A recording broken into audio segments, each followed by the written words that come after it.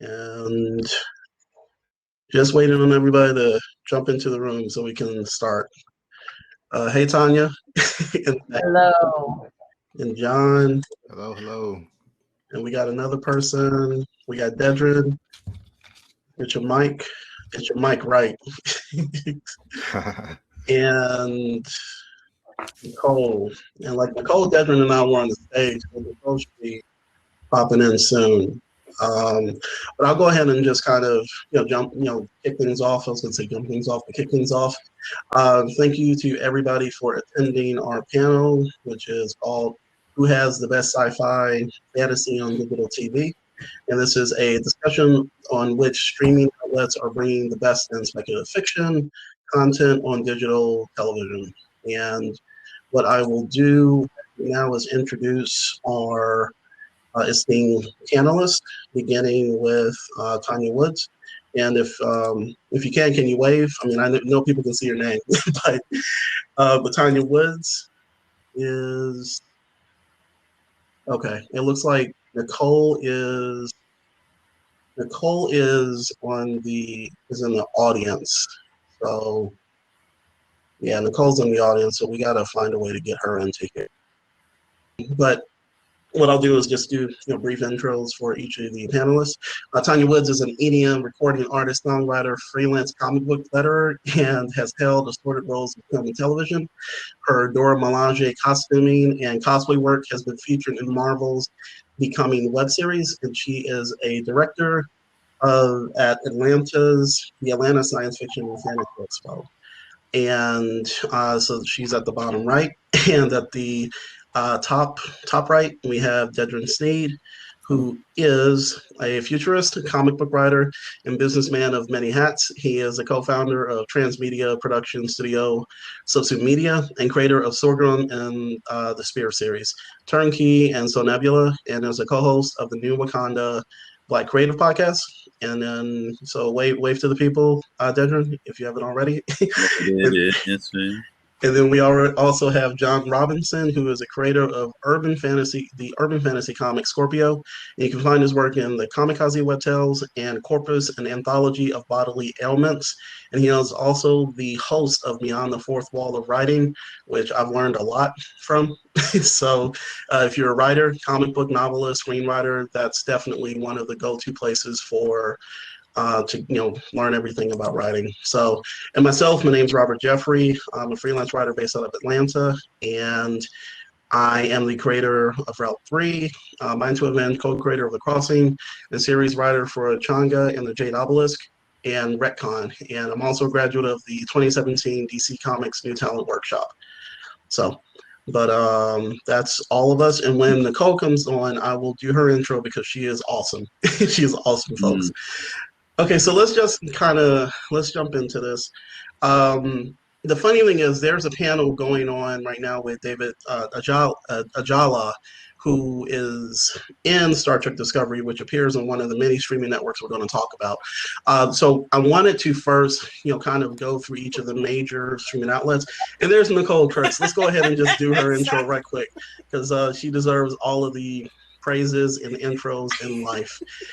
Nicole Kurtz, she is a critically acclaimed novelist of Kill Three Birds and Silenced, and she is also the recipient of the Horror Writers Association Diversity Grant of 2020 and has been named as one of Book Riot's best Black indie science fiction and fantasy writers.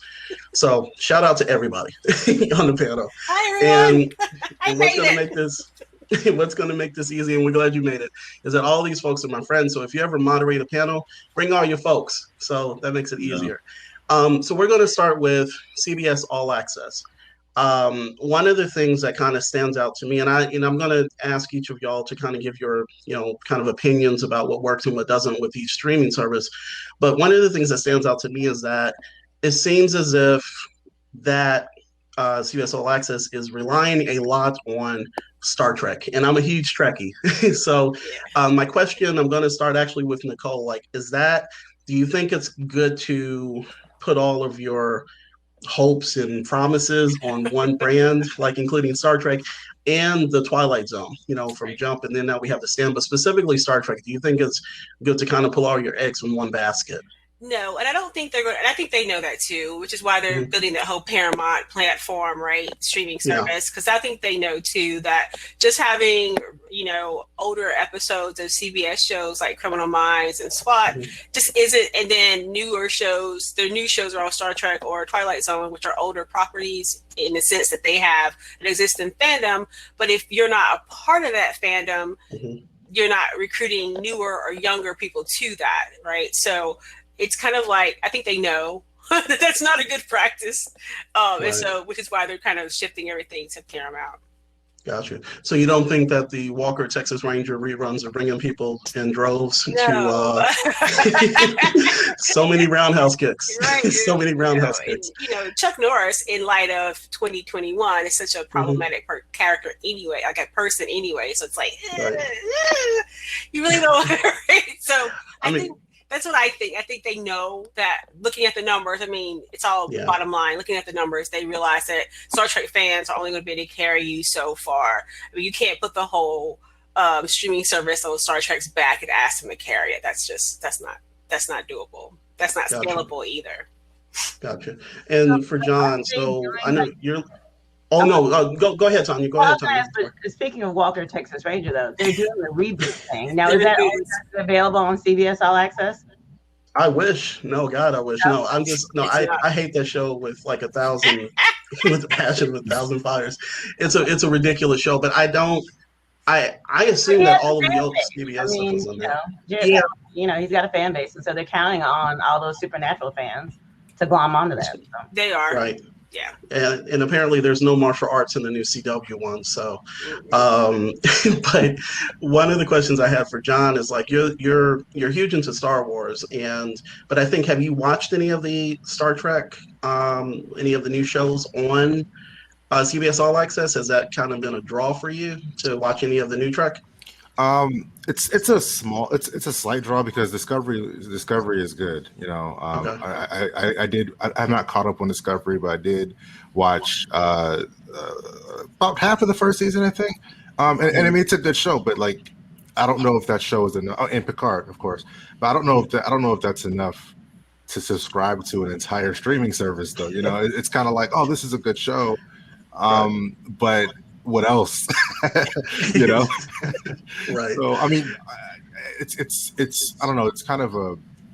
I mean, we can get into this conversation more a little bit later, but I feel like it's going to come to a head where there's going to end up being a melding of or joining of forces, in a package type situation. It's kind of funny. We had this conversation a couple of years ago at Dragon Con, in a panel at Dragon Con, and people were talking about how they were pretty sure that eventually these streaming services were going to start coming together. But yeah, no, I mean, yeah. I do like the new Star Trek, but is it enough for me to get a whole streaming service? Right. Okay. And like the Trekkie in me is like, yes, but Well, that's why we have it. I mean, Right. yeah, but it's like, do you justify paying that much just for like 4 shows out of however many that they have on there? One of the things is the other question I want to ask is, has anybody watched Jordan Peele's The Twilight Zone? Which was another huge thing. Both. Oh wow. Okay. Yeah. Like. Okay. Yeah. Would you say that's a good enough reason to keep the service in addition to like The Stand now? Okay, I don't like the adaptation of The Stand, but I don't like any adaptation of The Stand because it's just a huge volume and no one gets it right. It's just no one gets it right. But the Jordan Peele's Twilight Zone, I really love. I know some people don't, but I'm not looking for Rod Sterling's Twilight Zone, even though there are many that are kind of in that same vein. I just like the context and texture that Peele's Twilight Zone has for contemporaries, right? Like for now. Okay. But is that worth paying for? I have it for Star Trek, and Twilight Zone is like a bonus. Okay. Okay. So we're going to jump to another streaming service. So I think we have put CBS All Access to bed. But Dedrin, I want to Still kind of has talk to you. CBS. Yeah, there you go, with like Yeah. the Paramount Plus. But one of the things, Dedrin, I wanted to talk to you about is with Amazon Prime, because with Subsume, we're doing space opera. So, one of the biggest draws for I think Subsume Media and for yourself, and we talked about the show, is The Expanse. Um, and the other thing about Amazon, also because you're such a businessman, all about the businessman. Anyways, it's bad. So, is that Amazon has the backing of one of the largest retail, like online retail markets out there. So, how do you feel that? Do you feel that Amazon is actually catching up to Netflix, which is kind of the big kid on the block, or do they have the is there a chance that they will ever catch up to them with all of the billions of dollars and the creative and the content that they actually have right now? I think that's a good opportunity. And I think The Expanse is a perfect example to why long term Amazon is going to win, right? Amazon is kind of playing with house money at this sense. Because if we think about it, The Expanse, when they got it, was a canceled show. Mm-hmm. And they had the full authority and agency to just let these people make the show the way they wanted to. And again, you've seen the results. It's been, award winning and, no pun intended, expansive way for Amazon Prime to kind of show that they have full control over that type of sense. And when we look at Netflix as a streamer, which any of these streaming services, their integration is purely on subscription, right? Mm-hmm. They don't even share a lot of they don't share a lot of their viewership information to like for folks that want to advertise and do other type of marketing. But Amazon in and of itself, is almost too big to fail. So they can have the whole transmedia platform, like for the books, for the merchandise, all that stuff's integrated. And as we kind of get to this same sense, like we said earlier, like all these streaming services are trying to get to one experience for you as a consumer. They're already inherently built to that. I mean, you could be watching the show and the stuff showing up to your house as you order it in the same day, but again, I think the thing with that works best for Amazon is they're able to dabble in these same spaces exactly like Netflix. Like they can take these chances on things that you may never ever get to, but it doesn't affect the fact that they allow for the idea of speculative fiction to be in that spotlight. So I think they're in the best case scenario. They're not going to catch up to them probably in the next year or so, but I think things like this is a good example of they have the full capacity to. Okay. And Tanya, one of the things I wanted to ask is, with the offerings that that Amazon has now, do you see inclusive storytelling? With things like The Expanse, with The Boys, with The Man in the High Castle, and then the upcoming Fast Colors, and actually Lord of the Rings, which is casting looking at being more inclusive. Like, do you go to Amazon for inclusive storytelling? Honestly, no. Okay. I mean, I'll be honest. I kind of feel like they're making a hand wave effort of it. Mm-hmm. You don't see. I think some of the other platforms that we're going to talk about later have a much better track record of finding characters of color, creators of color to spotlight their stuff. Whereas I think Amazon is still kind of taking a very relaxed view of doing that. And until they fix their GUI, they're not going to succeed. That is my ongoing complaint about Amazon. You got all this content. It's very difficult to find it. If you're only looking for, and I always talk about Timmy's mom, because Timmy's mom, I think, drives a lot of retail and media content. And that's basically some kid's parent. Is it easy for her to go on there and click and find the thing that her kid wants to watch, the thing that her kid wants to buy, the thing that her kid wants to consume? And I think Amazon kind of, like, to me, there's no excuse for it. I almost get a little bit offended every time I go in there because I think we've got Netflix as the gold star standard over here, and you've been at it long enough that why does this still look this way? So if they have great content, I think it's difficult to find, and I think most people have multiple services. How long are you actually going to dig around and they're looking for something when you know for a fact that it's better categorized elsewhere and you can just go find it? All right. The funny thing was, I was going to come back to you about interface issues or user accessibility and all that when we got to some of streaming services. So I will definitely get your opinions about that. The man of the hour. Let's go to Disney Plus, Disney Plus, and focus on everything Star Wars and Marvel related. John, I want to get your 2 cents about like what. How do you feel about Disney Plus? Like, and now we say with CBS All Access, they're leaning a lot on as far as original content with Star Trek, but when it comes to Disney Plus, they're going to two of their top money makers, which makes sense: Marvel and Star Wars. Like, do you love it? Is it going to be? Is it too much, or or and then also in addition to that, like the other original stuff that they're doing, on the streaming network. Okay, so I feel like Disney Plus. First of all, their price point. I think what is it, $6.99? Maybe. Yeah. Mm-hmm. $6.99. So their price point is actually on the lower end versus like some of the other ones. So that is something to think about. I'm not saying that it's okay to just jump on another service because it's a little bit lower than the others, but that is something to consider. It's like when you look at it, it's like, oh, I can maybe throw $6 or $7 at that, But I think that their strength, like you said, Marvel and Star Wars, they have two of arguably the biggest franchises out there, and they are writing on the strength of must see, even though it's a one thing. Like, for example, everybody that we were talking about CBS earlier, everybody doesn't really consider Discovery, and it's a great show, not downing it, but they don't discover. Then a lot of people don't consider that like a must see, like I have to see it. But like when you look at things like when WandaVision has been going on, no spoilers or anything like that, but the things that are going on in that show are like must see MCU stuff. Like at this point, it's like, if you're missing this, you're literally missing. It's like missing a Marvel movie, and the same thing with the Star Wars. Mandalorian was must see for Star Wars fans.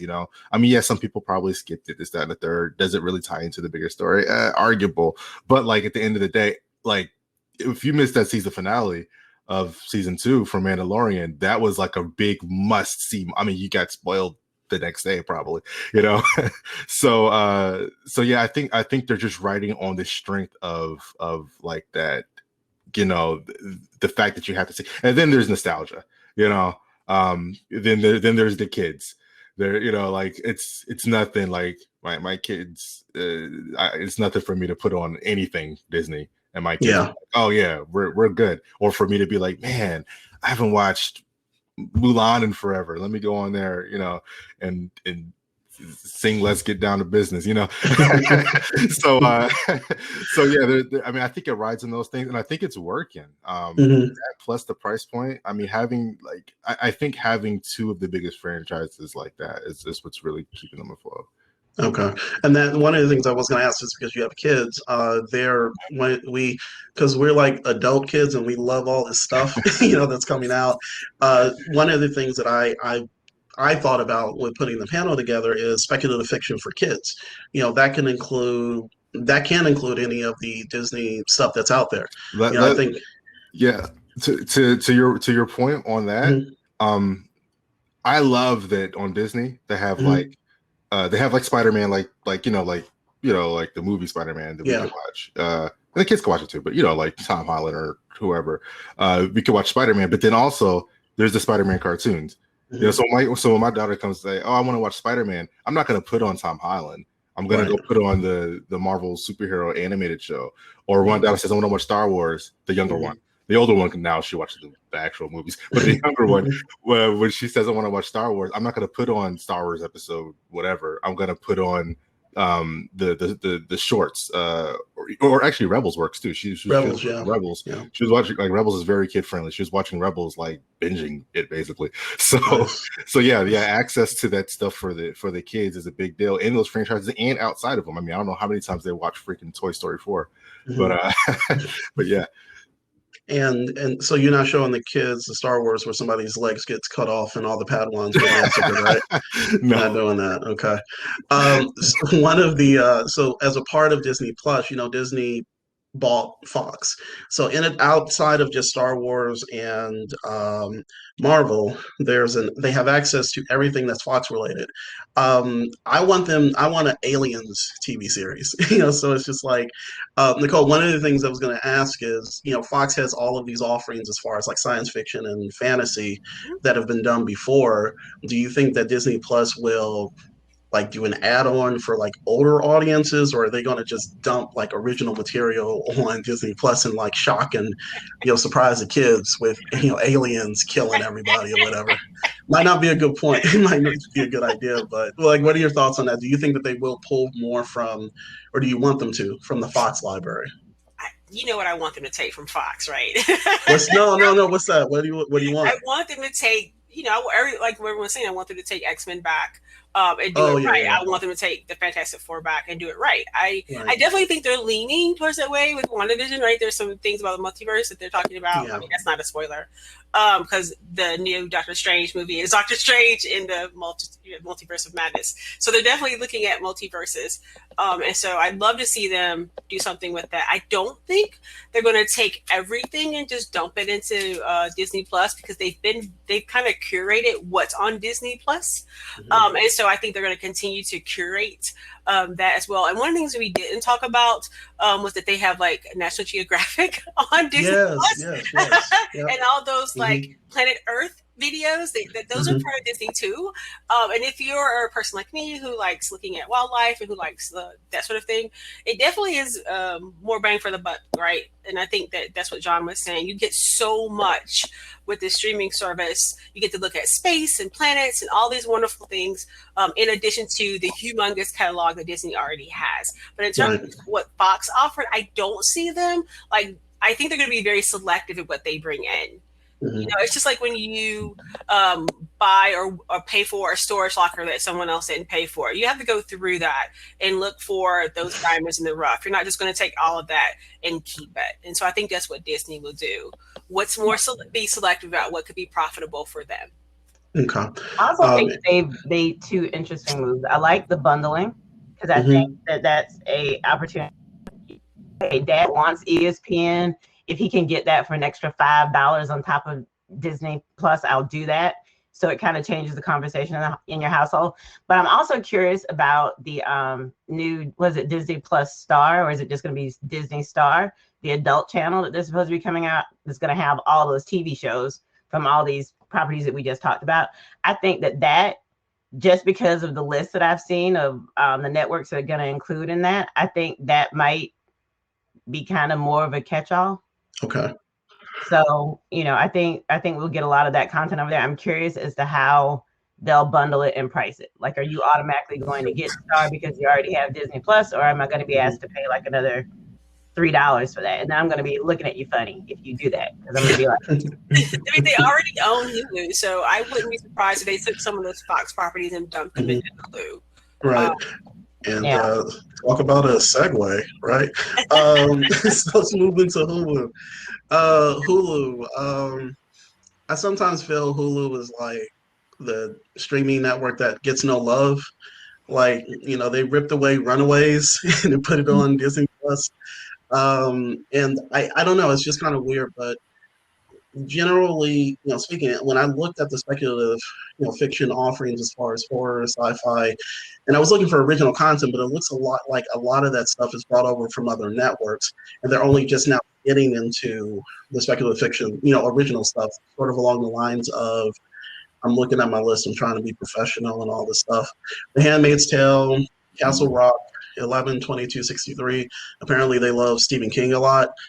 Future Man, Utopia Falls, Freakish, Runaways, and then for the First Division. So, and then Animaniacs, actually, that came back, for once. Still mad about Castle Rock, but I mean, we watched the first season and enjoyed it, and then like the second season was more about was it Dolores Claiborne? Yeah, the girl from Misery, not Dolores. Misery, Claiborne. Yeah, Misery.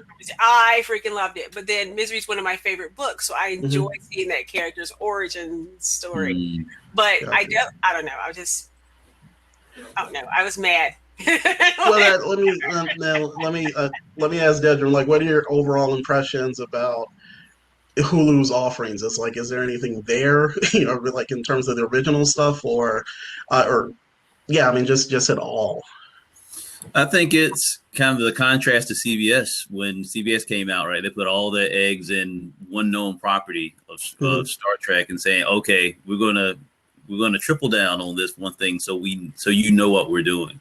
I think Hulu, because it's being acquired and reacquired and adjusted and kind of readjusted over the past couple of years, kind of had the, hey, we're going to put a whole bunch of things out and see what people like. But I think at the end of the day, the access to live television has always been the draw with Hulu, which for a lot of speculative fiction hasn't been the home that large networks want to put a lot of money into on a constant and consistent basis. That said, I mean, they've got a lot of cool things. Like, I've almost watched Future Man about 10 times. I mean, it's right up my alley. It's the type of thing I would absolutely be watching. But I think it's just, in contrast to all the other options that's there, even the thing that is bundled with it is Disney Plus. I mean, I'm just simply more apt to go to Disney Plus because, to Nicole's point, it's curated. You know what they expect there.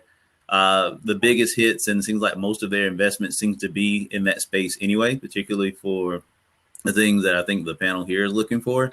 And Hulu just simply is, at this point, an add-on.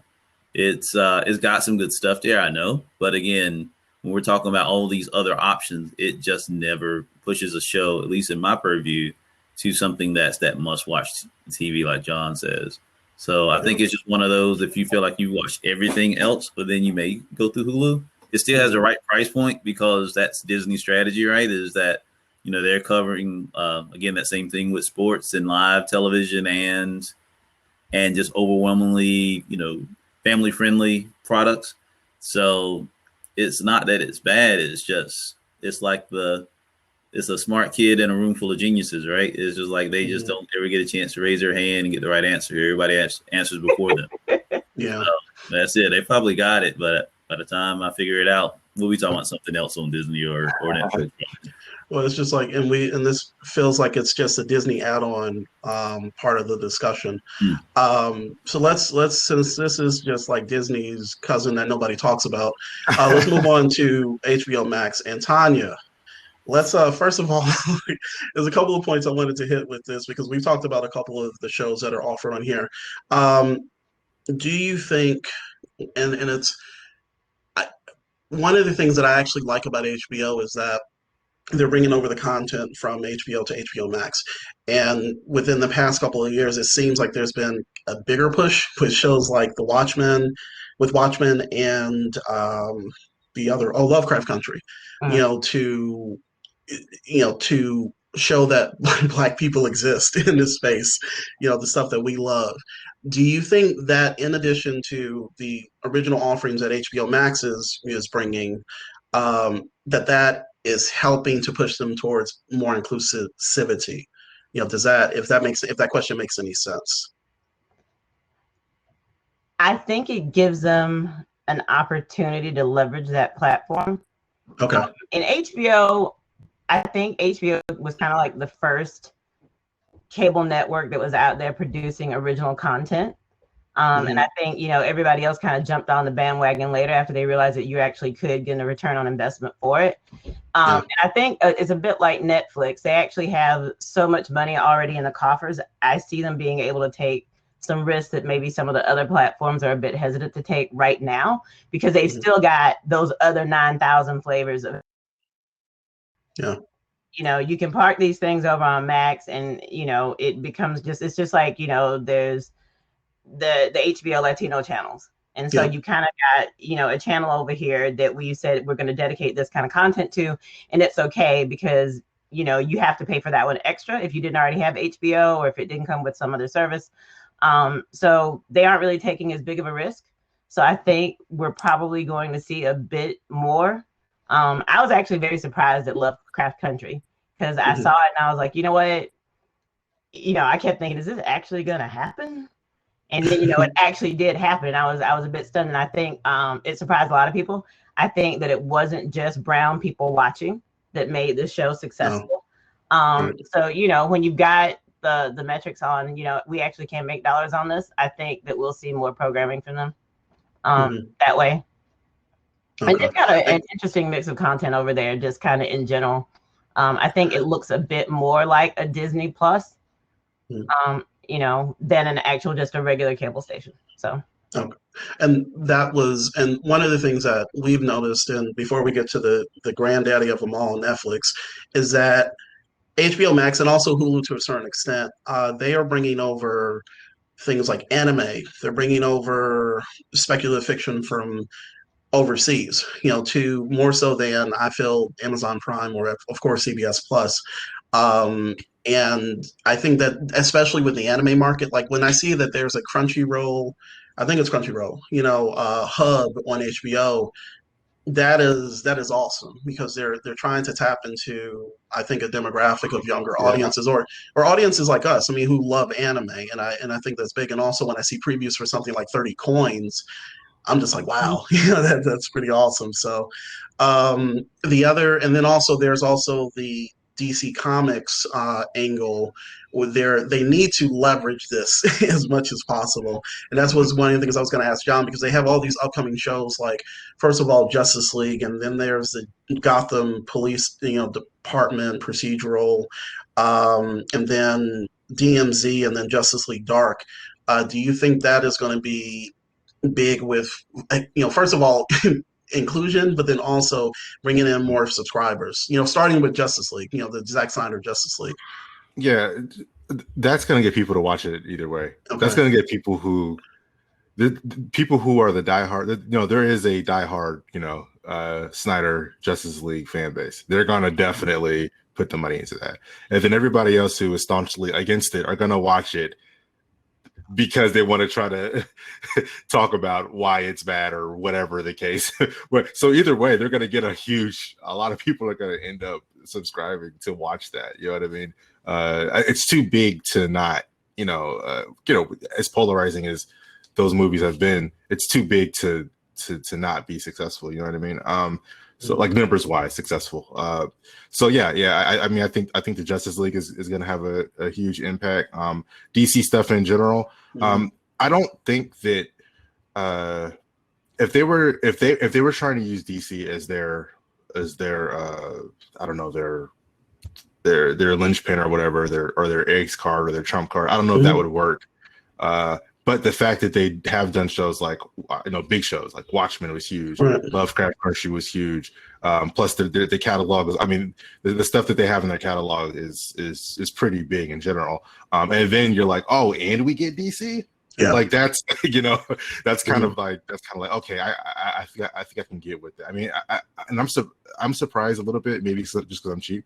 But the price point on HBO Max is a little higher than you know, outside of Netflix, than other streaming services. You know what I mean? And so I'm really surprised that people are kind of like, oh no, like HBO Max is my main streaming service, and I'm like, oh wow. Like, I mean, but how many of those people are actually paying? Because I'll be honest, I was a Universe person. I was a little bit shocked when they told me that all the media content was moving to HBO Max until I found out that since I'm already paying through the nose to Xfinity, I was going to get it for free. Because if I was going to have to pay for both those services, I don't know if I actually would have did that. And so I'm curious as to how many people are actually paying for a subscription versus how many people already had HBO. That's a good point. And so one thing I want to mention, I just want to really quick take a pull Hulu back in for a split second, not all the way in, but just for a split second. Spotify. Spotify. I don't know if they still have it, but when you buy Spotify, you get Hulu. So you did, but they turned it off because that was how I got Hulu. If you're a premium customer, maybe you only get it for a year or something like that, because I noticed several months ago that my Hulu premium was gone, and I was a little bit upset because that was the only reason that I was, you know, Hulu it's never been my thing. I've always been kind of a casual viewer. Like if they actually had something running that I wanted to see, I would drop in over there. So I got my Hulu premium because I had Spotify premium. But apparently, I guess it's just a time period thing. Maybe you get it for a year, something like that. Well, and one of the other things that I'm seeing with, I saw Dion made a comment about Milestone Media returning. Once again, this kind of goes into are we seeing programming with more people that look like us who aren't what do we say, like straight white men, which is always like how what we see mainly in fantasy, sci-fi, and these superhero epics. Milestone is one of those, like, it's a treasure trove of IP that they could have been adapting, and it only seems like they're taking like hesitant steps when with adapting from that universe.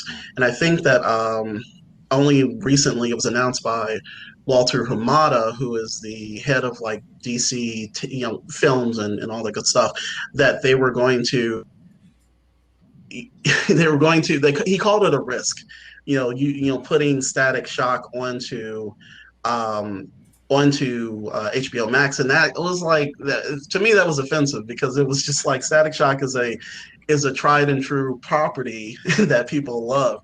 So it's just like, don't. And I think he said that about that in Batgirl. He was, so it's just like, even when they see the potential, there's always kind of they see a quote unquote risk involved, and I think that's very unfortunate. Um, but there's and then one of the other things that George just mentioned, Quayle TV is a black-owned themed streaming service, and with editing, also edit for BlackSci-Fi.com. We've covered some of the black speculative fiction options that they have on there. It's just one of those things where we want more. We want more in that station. But I think Quayle has done the due diligence with trying to at least attempt to do that, versus trying to ask all of these larger companies to, hey, where are we at? So one of the the reason I saved Netflix for last is because Netflix has a lot of stuff. There's a lot of stuff when it comes to speculative fiction. I mean, all across the board. Is that necessarily a good thing? Is that a good? And then I wanted to first ask Nicole about that. Like, of like your favorite Netflix shows. I mean, I know you probably have some. Do you think that it's a good thing that they have like this entire library of stuff that you have to sift through to find what you might want to watch? It's I think it's better organized than some streaming services. I can actually find stuff that I need or want on Netflix. Whereas, for example, if I'm looking, I have Amazon videos, and just it's a nightmare trying to find anything that I want to watch on there, unless so I think I like Netflix. I like that they have, what I like about Netflix is the huge volume of Korean horror that they provide me, and then like Korean sci-fi movies and just other countries spec. Like, I love that, and that just that expands my horizons. I don't see a lot of other streaming services doing that. I watch a lot of true crime. I watch a lot of detective procedurals because that's what I write. So I also enjoy that they have a variety of really dark noir thick shows from Sweden, from Norway, from a lot of other places. So I like it. I think it's good to have this variety, and the variety isn't more of the same in terms of American shows. It's a variety and an influx of a lot of non-American shows, which I enjoy. I think it's interesting how they don't separate out the foreign language or whatever content. It's just in there. So if you just watch a horror movie with robots, the next thing that's going to slide across on the bar is some other horror movie. The write-up looks really good. You get in there, you're like, oh, wait, this is a Turkish movie. But you're already in it. Doesn't matter. And I think this is awesome. I don't what language is that? I don't care. I've got the closed captioning on. I'm good. So yeah, I love that about it. It's weird because like I think we finished watching the true crime series about the Night Stalker. Yes. And then right after that, they were like, "We recommend you watch Bridgerton," and I was like, "What?" This is kind of weird. So, yeah, their suggestions get kind of like wonky at times. They do. I wanted to make the comment really quick about the profiles on Netflix. So when you sign into my profile on Netflix, you see stuff like Altered Carbon, a bunch of anime stuff. What's the new anime stuff? sci-fi stuff. You know, when you sign in my wife's, and you made me think about this, Nicole, when you mentioned the Korean horror and stuff like that. When you sign in my wife's Netflix, it looks like Drama Fever. If you know what Drama Fever is a Korean romance, like the K-dramas, you know. K-dramas, yeah. But her Netflix, when you sign in, looks like like Drama Fever.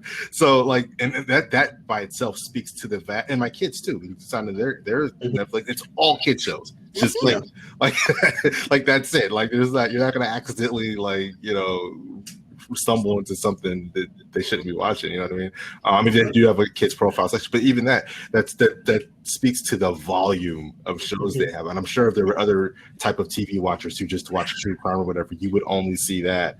You know, and then their tags. That's the last comment I want to make on it. Their tags. I think that's what drives them. They have very specific tags. Under romance, they have like heartfelt romance, like teen romance, romance, swooning romance. Like it's like all these different tags. So like it's able to, when you watch something, then they're able to better parse out what you like. I mean, their analytics are probably incredible. I would love to see their analytics, to be honest. But I love they're not gonna let you see it.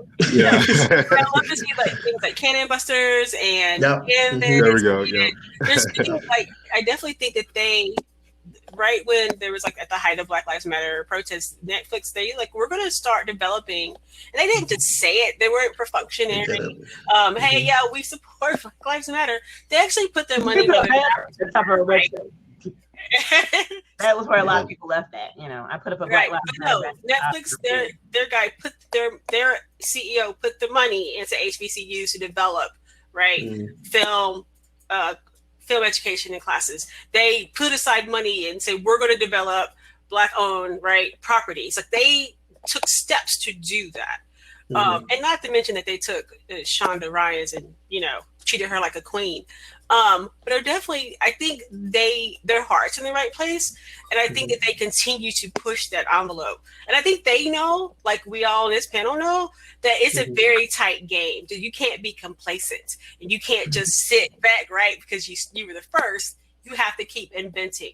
And where do you find awesome creative stories that haven't been told before? By those people who've been marginalized and underrepresented, right? In those genres. That's where you go. And it's funny because I see Alana. We got a 5-minute. Sorry. I mean, no, you're good. No, I wasn't saying be quiet, Nicole. No, it was more so just giving a heads up. But Alana actually mentioned Kipo and the Age of Wonder Beasts and Camp Cretaceous. As being so like, slept yeah, on. Kipo is slept on. Kipo is. You want to see like representation done with like a very solid story, and also Camp Cretaceous. Like this is coming from myself as a kid who watched Jurassic Park and was just like, oh my god, would be great if I could be here running from velociraptors. But it's also Raising Dion. Raising Dion is also another. So and then Cannon Busters by LaShawn Thomas. You know, shout out to him. There's a lot, you know, there's a lot of stuff that features us, you know, on that channel, and I just want more. You know, we want more of it. Since we are kind of winding down, I actually want to get your feedback, like each of you's, like, so out of this discussion or even before, you know, what is your favorite or what's the best streaming service for more inclusive titles or just speculative fiction in general? Let's start with Tanya. You have to make a choice now. I'm still over there on that Netflix stuff. Okay. How about you, Dedra? I would say Netflix as well. Okay.